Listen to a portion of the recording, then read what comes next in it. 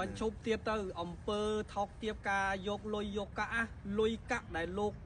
យកមកតាក់ពួកគេហៅថាតាក់ពួកអាសម្រាមមីសម្រាមតាក់ពួកសម្រាមពីកូរ៉េពីណាក៏ដោយវាគឺជាអំពើថោកទាបបើយកលុយជាតិនឹងជួយវិជារាជក៏វាក្រន់បើដែរណាបើយកលុយកាប់បំផ្លាញព្រៃឈើយកលុយលក់ជាតិយកលុយដោយបានដល់អំពើថោកទាបនឹងយកជួយរាជវាក្រន់បើដែរអាហ្នឹងយកអំពើថោកទាបយកទៅជួយអំពើល្អទៅគ្រាន់វាដោះដូរគ្នាតែអានេះយកអំពើថោកទាបយកមកធ្វើអំពើថោកទាបអាហ្នឹងវាថោកទាបព្រួតលើថោកទាបអញ្ចឹងគួរបញ្ឈប់ទៅលុយកាក់របស់ជាតិហ្នឹងគួរតែយកបង្វែរជាតិហ្នឹងយកទៅជួយវិជារាជដែលអត់គាត់អត់ឃ្លានទៅវិញទៅជាពិសេសផ្ញើសារទៅមេតាក់លោកហ្នឹងតែម្ដងឲ្យលោកឯងពិចារណារមុំឈប់ទៅប្រើវិធីសាស្ត្រថោកទាបអញ្ចឹងអាយុចាស់ហើយវាអត់នៅអមតៈទេខ្ញុំហ៊ានទាយហើយខ្ញុំហ៊ាន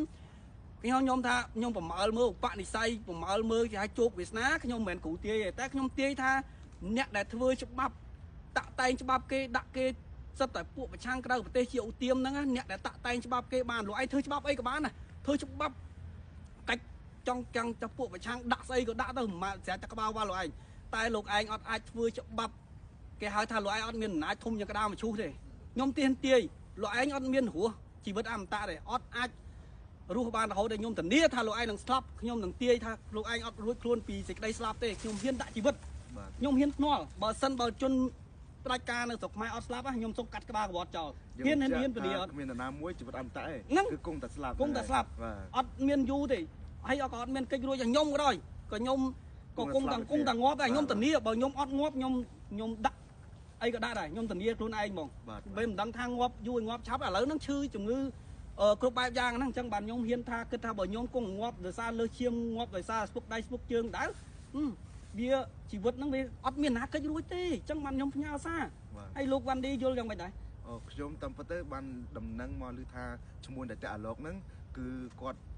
ព្យាយាមចង់ជួបទៅលើ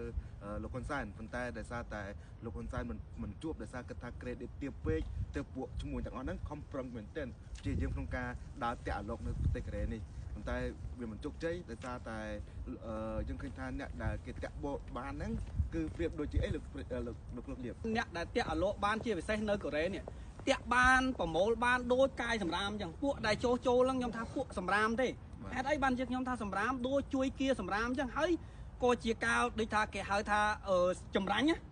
គេចម្រាញ់យកសារធាតុមនុស្សពិតដែលស្រឡាញ់ប្រទេសជាតិពិតឬក៏ជេរដើម្បីតថ្លៃអាហ្នឹងវាគឺជាសម្រាមដូចហ៊ុនសែនទិញពួកក្បាលទិញពួកអាឡូបានពីកូរ៉េទៅប្រហែលក្បាលហ្នឹងទាំងស្រីទាំងប្រុសហ្នឹង